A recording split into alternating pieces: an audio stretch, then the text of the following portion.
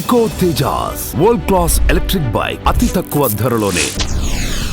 ప్రపంచమంతా అద్భుతంగా ఉపయోగిస్తున్న చాట్ జీపీటీ సృష్టికర్త శామ్ ఆల్ట్మాన్ మీదే ఓ పెద్ద అభాండం పడింది. తన 3 ఏళ్ల వయసు నుంచే తన సోదరుడు తనతో కామవాంఛలు తీర్చుకున్నాడంటూ అతని చెల్లెలు కోర్టులో కేసు వేయటం ఓ సంచలనంగా మారింది.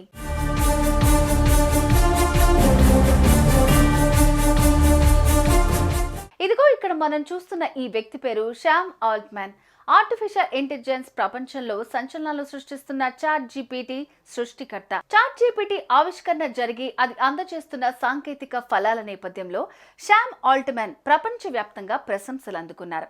ఇదంతా ఒక ఎత్తైతే ఇతని మీద అతని తోడబుట్టిన చెల్లెలు ఓ సంచలనం రేకెత్తించే అభియోగాన్ని మోపింది. తనకు 3 ఏళ్ల వయసు నుంచే అప్పటికి 12 ఏళ్ల వయసున్న తన సోదరుడు శ్యామ్ తన మీద లైంగిక అత్యాచారాలకు పాల్పడేవాడని, వారానికి 3 సార్లు అతను తనపై లైంగిక వేధింపులు జరిపేవాడని, ఈ క్రమంలో తాను మానసికంగా కుంగిపోయానని ఆరోపిస్తూ అతని మీద చర్యలు తీసుకోవాలని కోరింది. ఈ మేరకు మిస్సోరీ డిస్ట్రిక్ట్ కోర్టులో ఓ దావా కూడా వేసింది. కోర్టులో దావా వేయడంతో ఈ వ్యవహారం బయటకు వచ్చింది. మీడియాలో ఓ పెద్ద సంచలన వార్త అయింది. శ్యామ్ ఇంత దుర్మార్గుడా అంటూ కథనాలు కూడా వెలువడ్డాయి. ఈ ప్రచారం చూసిన శ్యామ్ కుటుంబ సభ్యులు మీడియా ముందుకొచ్చారు. ఇంతకీ వారేమన్నారు?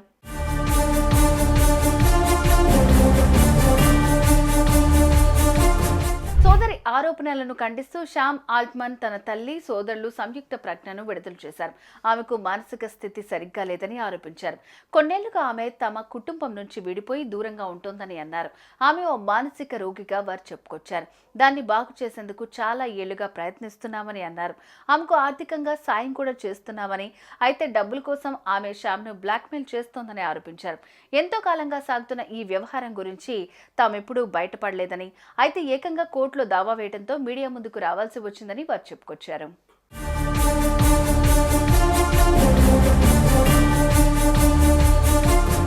సోదరి చెప్పినట్లుగా ఆ అన్న నిజంగా కీచకుడా, లేదంటే డబ్బు కోసం ఆ చెల్లెలే అలాంటి తీవ్రమైన ఆరోపణలు చేస్తోందా అన్నది న్యాయస్థానం జరిపే విచారణలో తేలిపోనుంది. మొత్తానికి చాట్ జీపీటీ సృష్టికర్త మీద వచ్చిన ఈ అపవాదు మీద ఎలాంటి తీర్పు రానుందో అని ఆసక్తికరంగా మారింది. సుమన్ టీవీలో మీ పర్సనల్ అండ్ బిజినెస్ ప్రమోషన్స్ కోసం కింది నెంబర్కి కాంటాక్ట్ చేయండి.